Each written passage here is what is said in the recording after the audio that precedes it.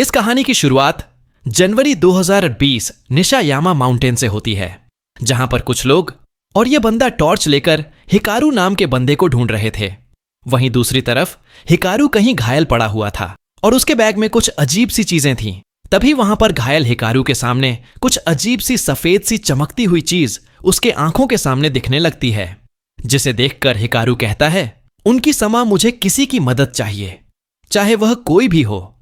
और उसी लाइट को देखते हुए हिकारू अपना हाथ उस रोशनी की तरफ बढ़ाता है, जिसके बाद फिर हम देखते हैं वह चमकती हुई इस लाइट जैसी चीज पूरी तरह से हिकारू को एब्जॉर्ब कर लेती है।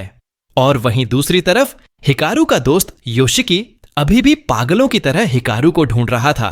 सीन यहां चेंज होता है और हम देखते हैं कि उस हादसे को लगभग 6 महीने हो चुके थे और आगे की कहानी कुबिताची विलेज से शुरू होती है। हम देखते हैं योशिकी और हिकारू दोनों एक स्टोर जाते हैं आइसक्रीम खाने के लिए, पर उन्हें आइसक्रीम की जगह मिलता है पेपिक ड्रिंक।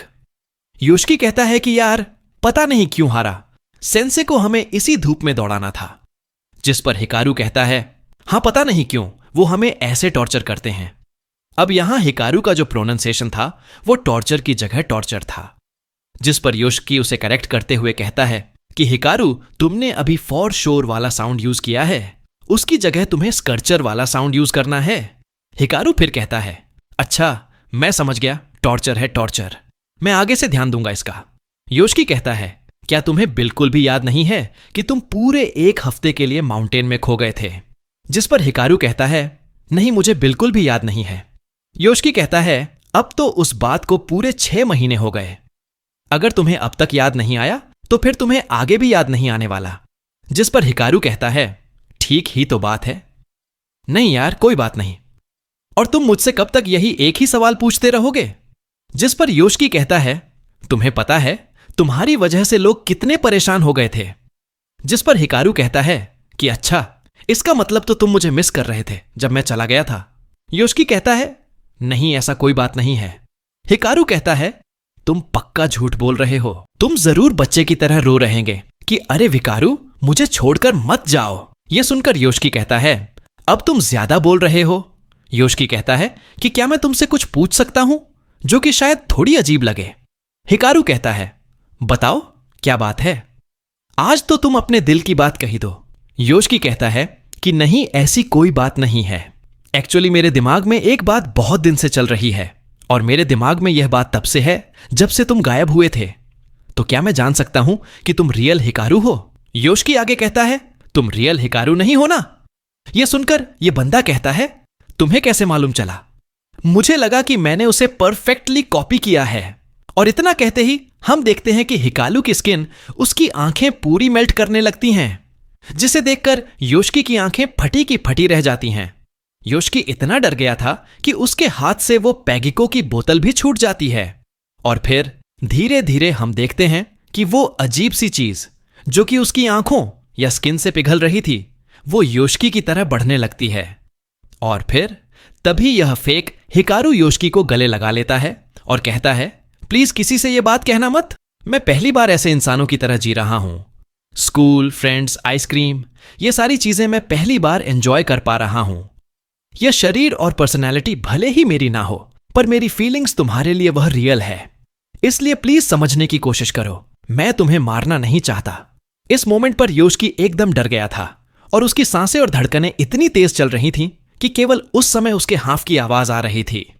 योशिकी मन ही मन सोचता है, चाहे कुछ भी हो जाए, हिकारू तो वैसे भी जा चुका है, तो भले ही यह हिकारू फेक है, पर योशिकी चाहता था कि वो उसके साथ रहे। जिसके बाद योशिकी कहता है, हिकारू से ठीक है, मैं यह बात किसी से नहीं कहूंगा। और फाइनली योशिकी मान चुका था कि जो फेक हिकारू है वही अब हमारा असली हिकारू रहेगा। जिसके बाद हम देखते हैं एक फ्लैशबैक, जहां पर हिकारू और योशिकी अपने स्कूल पास आउट करने के बाद के प्लान को डिस्कस कर रहे होते हैं।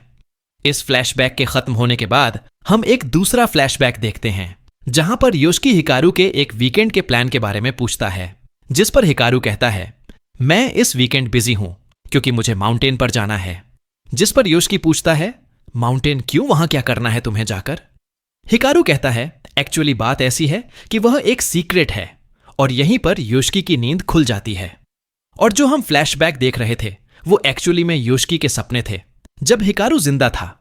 जिसके बाद योशिकी को याद आता है कि लास्ट टाइम उसने रियल हिकारू को तब देखा था जब वो हारा सेंसे की नकल कर रहा था।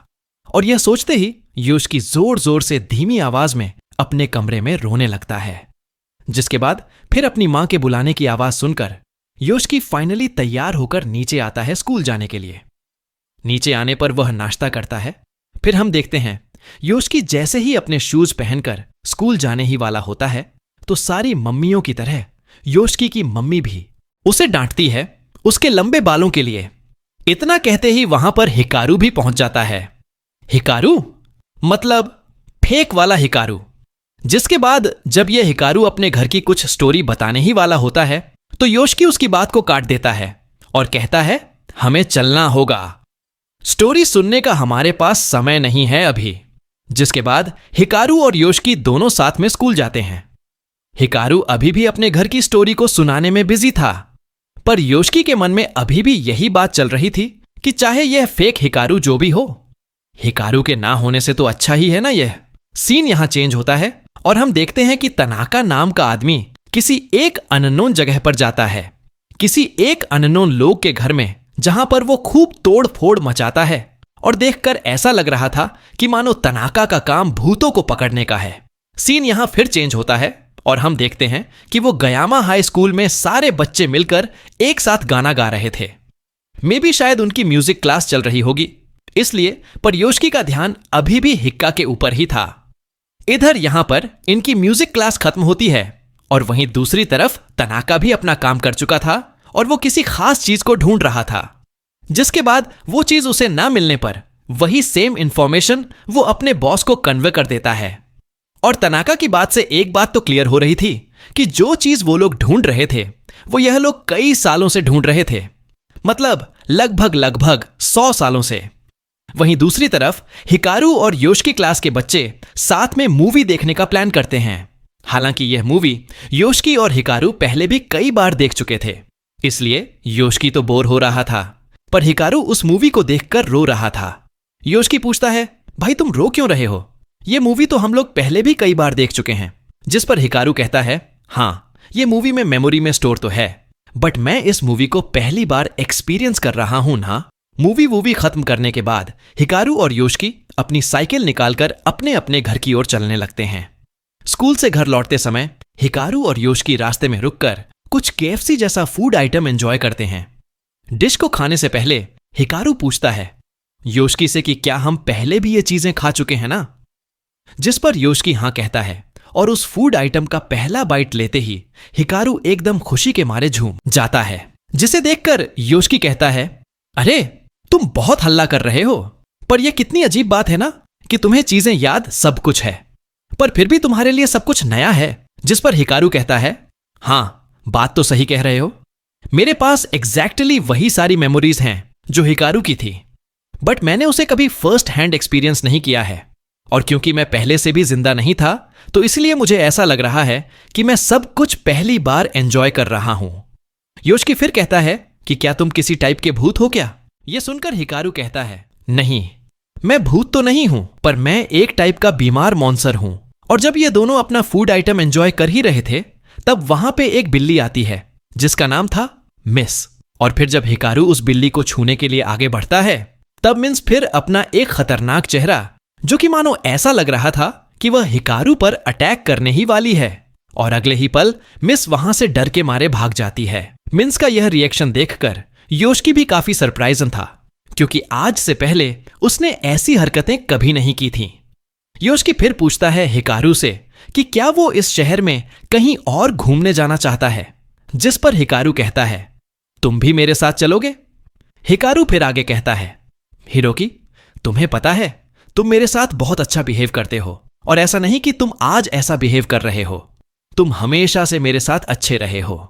जिसके बाद फिर यह दोनों वापस अपने घर की तरफ बढ़ने लगते हैं। पर योशिकी के दिमाग में अभी भी वही बात चल रही थी कि यह बात कितनी अजीब है कि यह बंदा हिकारू होते हुए भी हिकारू नहीं है, तो आखिर यह चीज क्या है। जिसके बाद हिकारू योशिकी से पूछता है कि क्या वो उसके घर आकर मास्टर की मांगा पढ़ सकता है।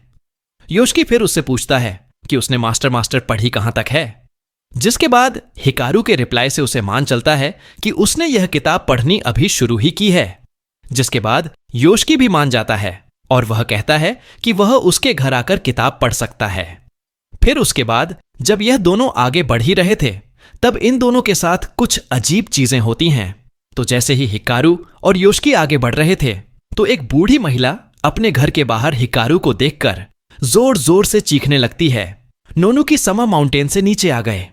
नोनकीमा माउंटेन से नीचे आ गए और वो काफी डरी हुई थी। उस बुढ़िया का रिएक्शन देखकर योशिकी कहता है, तुम इसमें इन्वॉल्व मत हो, हम आगे बढ़ते हैं। फिर जैसे ही हिकारू अपना एक कदम आगे बढ़ाता है वह बुढ़िया चीखते हुए अपने घर के अंदर चली जाती है कि मुझसे दूर रहो, मुझसे दूर रहो, चले जाओ यहां से। यह कहते हुए वह घर के अंदर चली जाती है और अपना गेट बंद कर देती है।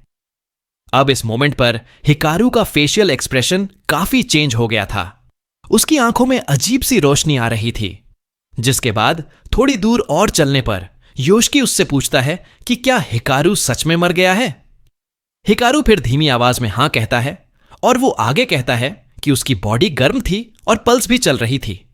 यह सुनकर योशिकी गुस्से में कहता है, तो क्या फिर तुमने मारा है उसे? हिकारू कहता है, नहीं, मैंने नहीं मारा उसे। जब वो मुझे मिला तो वो अपनी अंतिम सांसें गिन रहा था और मैं यह बात कसम खाकर कह सकता हूं और मैं तुम्हें यह भी बता सकता हूं कि एग्जैक्टली हुआ क्या था। मैं ऐसे ही माउंटेन्स में घूम रहा था काफी लंबे समय से, पर मैं कुछ भी फील नहीं कर पा रहा था उस समय और मैं एक रोबोट की तरह मानो केवल चलता जा रहा था। फिर तभी मुझे हिकारू मिला जो अपनी अंतिम सांसें गिन रहा था और वह लगभग मरने ही वाला था। फिर अगली चीज जो मुझे मालूम है कि मैं खुद को हिकारू की बॉडी में पाया। तो इस मोमेंट पर फाइनली योशिकी अपने घर पहुंच चुका था, जिस पर हिकारू कहता है, योशिकी कल फिर मिलते हैं। घर के अंदर जाने से पहले योशिकी पूछता है।